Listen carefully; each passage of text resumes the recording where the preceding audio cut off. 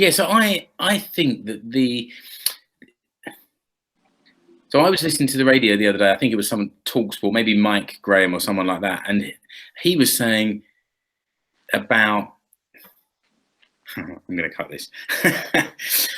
Around the time of the Nations League, I was listening to Mike Graham on Talksport, and he was saying, "Oh, this is such a stupid, pointless competition. Who cares about it? Who understands it? Why are we using this time for these games when we could be having friendlies to test new players?" And I was like, "No, it's that attitude. It's this little Englander mentality with a big dollop of Brexit in there at the moment. It's the same mentality that existed when the World Cup started, and it's the reason that England didn't take part in the first 2 or 3 World Cups, because they thought they were better than that. And then the England team goes on, plays these really competitive, exciting games, and qualifies for the semi-finals, and now the whole country is cock-a-hoop about it and getting behind our boys as it is. And I think it's similar thing for Finland. Like, Finland's built this momentum, and I mean, maybe we'll move on and talk about the last two games that they played. But we sat down to watch the Italy game on Saturday, and I'm at home with Lady Satu, and she was like, "Oh, well, we've got no chance." I was like, "Hold on, Finland's just won its group in the Nations League and is doing really well." Oh, yeah, I forgot about that. It's like, okay, great. So let's be a little bit positive. That has to be the last time you mention the B word. It just has to be. It's just it. This is the safe place. This is the safe place. This is my safe place. All right. I'm sorry. Let's move on then and talk about the Euro 2020 qualifiers. We've just had some technical problems in the middle of FFS 21, as anyone watching on YouTube will see. Mark, you had some technical issues on Saturday for the Italy game. It was the first game was Italy to Finland 0, and then it was followed up a couple of days later by Armenia 0, Finland 2. So it was a really, really positive. Did you actually get to see the game? Me and Keith were online watching it together, many miles apart.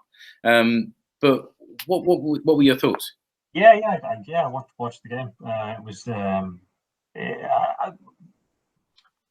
What's the bit? I mean, it's a bit tricky. So Italy are a big team, and I think that team, the team that turned up, was not easily predictable, because it was a different team than the one that got knocked out by Sweden in the qualifiers for the last World Cup. Yeah, yeah, that's right. And that team also struggled in the qualifiers before they got into the playoffs, where Sweden knocked them out. So they brought in players like Moise Keane and a couple of other younger guys that were difficult to predict. They left Mario Balotelli at home. They left Candreva at home. These are usually relatively stable guys for the Italian national side. So I was quite looking forward to a sort of stagnant, turgid 4-5-1, 4-4-2 kind of Italy, and this sort of Mancini-based, dynamic, young attacking side was difficult to handle. I mean, those first 5-6 minutes were very, very, very heavy. Like, they were monstrously bad for us. Like, I think Birien got caught like 2 or 3 times. Like in the opening minute, like they had balls in behind him, they had runners around him. Immobile was shifting the play around and all the rest of it. It was unlucky when they scored. Like, to concede a goal like that against City is a real pain. Because I don't think we deserved it in that sense. I think they came up, they stormed out of the gates, and we didn't look that good. But then, if you concede a goal from a deflection like that, it's always going to be painful. As the game settled down, though, Mark, we didn't revert to looking scared, which has happened before. You know, yeah. Like even at 1-0 down, they kept going. They stayed calm. Finland, do you know what I mean? They kept pushing for an equaliser. They didn't just, like getting the job done in Greece. They didn't just think, okay, we'll keep this at 0-1 to them. They went out. They tried to attack. They were building play, and I honestly, I didn't come, even though it was a 2-0 defeat, I didn't come out of that game thinking oh hell, you know what I mean? Like I thought we played okay, you know. No, I think we played well. There was no shame in the result or the performance. I think everybody on the pitch did basically as best as they could. I mean, it's unlucky to concede a goal. Like if somebody smashes a shot, it hits you. You try to stick a foot, and it ends up in the bottom corner. That's just it's just an unlucky thing. The thing that one of the things that bugs me is we stuck with the five. I mean, Canada calls it a 3-man defense. It's a 5-man defense. It was a 5-man defense for most of the game. We stuck with that for long periods. Guys like Story didn't get really like a shot. We didn't throw any pace on. Jensen didn't really get on. So I think when you're 1-0 down, the stuff that we could have done to maybe step into the game a bit more, to be a bit more brave, it's always hard. I think in Canaver's approach to the game, he was looking for a 1-1. You know, like Pucky's chance was the chance. Against it, you're only going to get one chance. It was, I mean, really brilliant into play. Really, really brilliant cross from Lud, and he stabs at it, and you know, it's one of those things. He's an inch wide. Yeah. He had less than a second or less than half a second to hit it. So, as I said to you when we were off air, I mean, I would have put my mortgage on him scoring that. The form he's in at the moment, that one chance, I would have banked. It hit the side net, and I was off the sofa. I just assumed I was. You know, there was. You know, as far as Italy's second goal goes as well, they did us on the counter. You know, we were on the front foot. We'd had 3 or 4, 5, 6 minutes of building play, probing, looking for that way through, and they got hold of the ball, and it was a counter attack goal, wasn't it? You know what I mean? So it was. It was, and it's. I mean, the thing is, it's one of those things. I reckon another day you frustrate that Italy team, like when they're at home, when they're on a bad run, the deflection doesn't go in. If you hold them off for half an hour, you know, the crowd starts to turn, starts to quieten down, people get antsy. The Italians were, I mean, in the maybe I don't know if it's a traditional Italian style, but in that style that I'm very used to from Serie A, they were rolling around on the floor, they were wasting time, they were throwing in niggly tackles, they were complaining to the ref at every opportunity. So they were really like they weren't comfortable. Like they were throwing out all the tricks and all the stops. So yeah, we did enough. It's just, could we have been a bit more adventurous? Could we have put on some, like, could we put on Purusari? Could we have put on? I mean, we don't. The thing is, he hasn't packed in this squad. He didn't pack any strikers. He packed Bucchi, and he didn't pack. There was no Eero Markkanen wasn't there. Sadiq wasn't there. You know, there's no. It was Scrab wasn't there. Suomen was missing as well, wasn't he? I've been quite impressed with him in recent games as well. Yeah, but his league hasn't started. Like, he's been out. He's been out for like 3 or 4 months, so it's not. You know, he's probably not in the right like playing condition. As I would say, Joona Toivio, I think it wasn't exactly sharp. The Swedish league only just started back up, or they've started. I don't think Allsvenskan started yet. They've started some cup games, haven't they? Yeah, the cup. Yeah, that's the thing. They've done the same as Finland, which is did a couple of cup games. So yeah, so he's not back on and sharp yet. But yeah, we didn't really pack with us another player like Tuominen. I mean, we did. So Purusari was there. We could have put him on. Kasper Amalainen did well. Like, looked pretty good. But I don't know. We sort of needed something else. I don't know. I don't know that we had it in the locker either. So. And but at the end of the game, I think we said that, you know, that was it was positive, and it was Italy, and it was away, and then we waited a few nights until Tuesday, 26th, which was yesterday, for the Armenia away, and they. Excuse me. In my eyes, they were Henrik Mkhitaryan and 10 other guys. That were my thoughts beforehand, and that was still kind of my thoughts at the end of it. Really, I mean, I thought they were pretty hapless. They had a couple of speedy players that caused some trouble in the beginning, but there were times where they were misplacing passes. At one stage, two of their players ran into each other as one tried to overlap the other one. Yet there was always that little spark that I thought we need to be careful, otherwise they might nick something here. That Armenia team reminds me of 2015-2016 Finland, when Miksu had a tactics that he just really wanted to play, and he made Roman Yarmolenko the guy. He was just like, anything that we're going to do through Roman Yarmolenko, and he had to be in every place on the pitch, in every attack, everywhere, absolutely involved. Mkhitaryan's the same.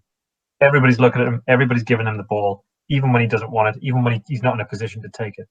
And I was chatting with or tweeting with a couple of the Armenian fans, and they were like, I was asking, like, so like he was saying, like, we're in a really bad shape and we're really upset, and it's like our Palalita or our association is corrupt. Our chairman is he's a boys guy. And I was like, that sounds familiar. Really, yeah. I was like, and I said, well, fella, just take a look at us, man, because 2-3 years ago we were 106th in the FIFA rankings. We went a year without winning under Bakke. We had a selection of managers that was basically through the old boys network, and we managed to turn it around. So there's hope. But when I looked at that team, the players that they've got, they have quality. The players on the Armenia team are better than what they were able to do on that pitch, I reckon. And yet the Finnish team really deserved it as well. It wasn't like they were playing against a bad team and they nicked a win. We made a lot of chances, and also right at the end of the game, that double save from Radetzky was unbelievable. High in the his top right corner, and then it comes back out, and the forward comes in with a header, and he sort of spreads his arms a bit like Schmeichel and beats it away again. Was unbelievable. Kept a nice clean sheet there. I mean, I think it's two brilliant saves. They're very close together. His spring, like, he's down. He's full stretch, absolutely full stretch. Polak to get the ball, managed to put a hand on the ball. He's down, knows where he's going and oriented, and then puts his gets a strong arm to the header. I don't know if that's a second or two, but it's like lightning fast. Just brilliant keeping. But to your point, yeah, I think Finland looked classier. We looked in control of the game. I mean, we kept the ball even when they were vastly outnumbered in their own half. We still kept it well. Lud, I mean, Robin Lud's not playing every game in Dijon. Yeah, and then that's a crime, because I think he showed, particularly against Italy and against Armenia, he showed what a player he is, because he was moving the ball just every which way. Like, his link-up play with Buki was brilliant. The second goal, where he just drove with the ball, dribbled into the penalty box, and then pulled it across, it was class. Yeah, he is a classy fella. And you were talking, Mark, earlier about Kamara. He looks decent in that national side. He's he really changes the dynamic of that midfield. Yeah. I mean, I reckon a year, 2 years, Kamara's going to be in the Premier League. Or somewhere better. And a lot of the ball came through him as well. Yeah, in the national side, alongside Sparov, that it's a decent pairing. Yeah, it is. I mean, actually, it was noticeable when so they kind of made two changes, and when Schuller came on, I think it was about 70. He came on for Jensen. So Jensen was usually a bit further forward, somewhere near Buki for the play. It made three guys in the middle of the pitch. It gave Schuller basically just tried to close the ball, harry the possession. It gave Kamara the chance to just stop picking passes, or making runs, and you could really see it when there was three of them in there. He's just such a clever player. He's clever. He's composed. He's got so much He's got tons of strength. He's got tons of power. Brilliant. We're feeling good, aren't we? We've got now actually 2.5 months until the next international games. Both of these are Euro 2020 qualifiers. So on the 8th of June is Finland against Bosnia-Herzegovina. That's here in Tampere. And then a few days later on the 11th is Liechtenstein versus Finland, and that's in Liechtenstein. I don't know which town. It's in Vaduz. Vaduz. I don't think there's is there? I don't think there is another town. I'm not sure. And I've recently learned that you can't fly to Liechtenstein. You have to fly to Zurich and get a train. Oh, really? So that's what we're doing. It's Liechtenstein's not long enough for a run. There. Okay. Yeah. There's a few of us going. Well, let's see if we can try the experiment from a couple of years ago where Keke goes to an away game and then tries to give us a report on the game. It didn't quite happen last time because he couldn't remember what he'd done while he was there. We'll see how that goes. We're into injury time, fellas. Before the full-time whistle goes, we've got another little feature, and this feature is called, at the moment, it's called Following. If anyone comes up with a better name for it, let us know.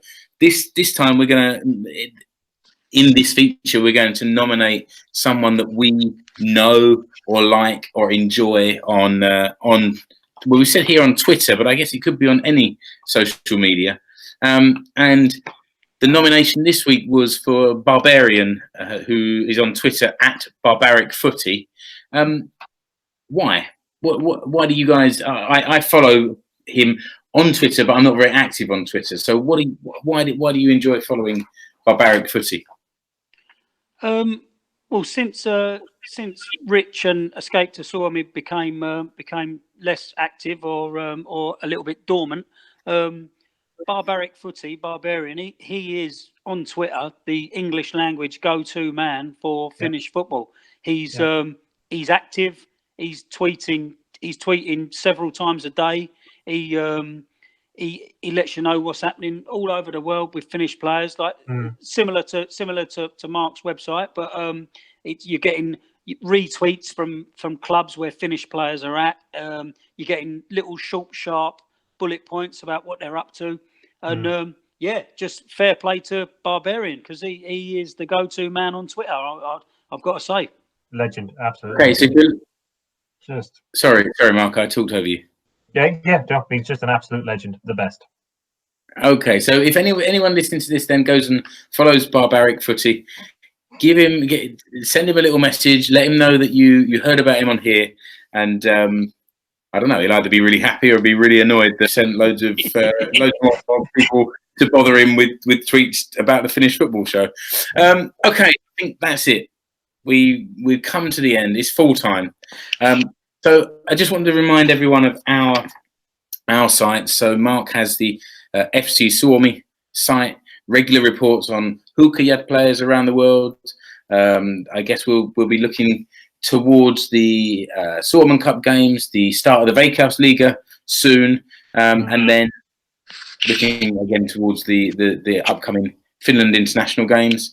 Keke, you write articles quite regularly for the Stand fanzine. Is that right?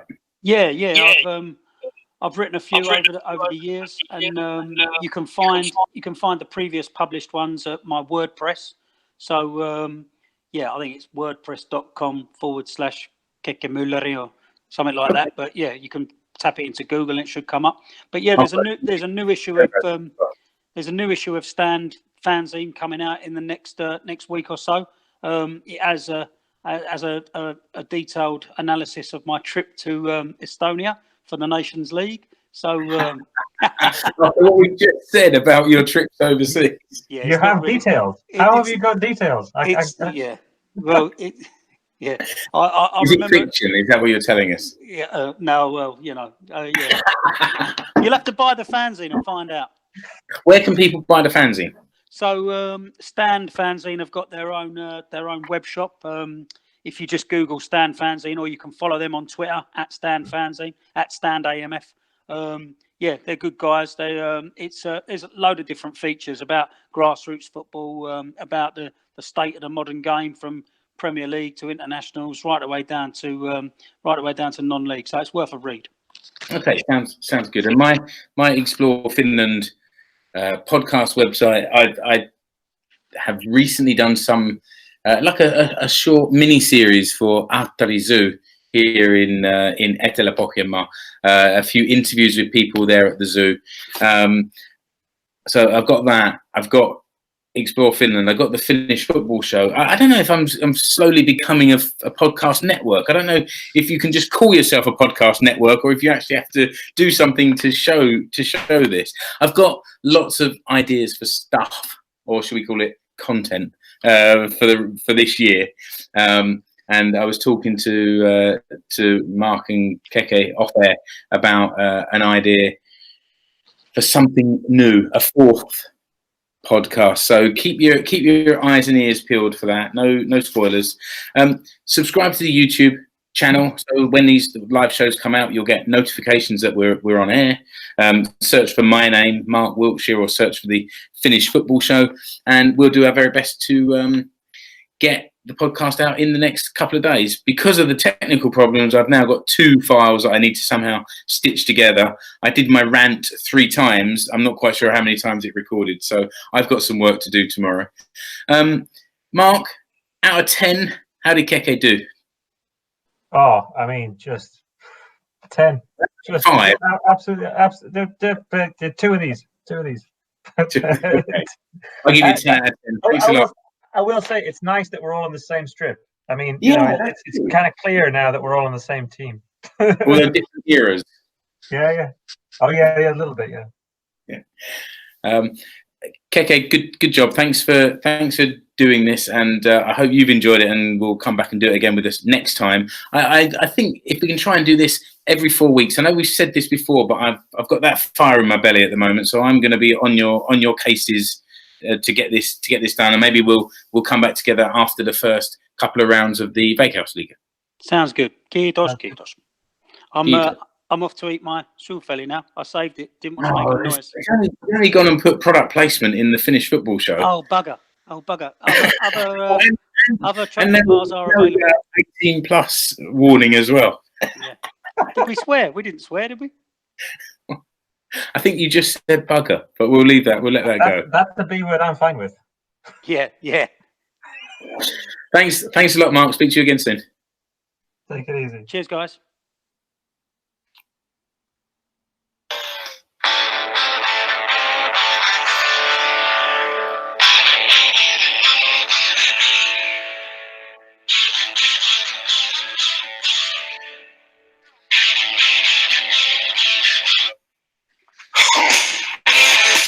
Yep.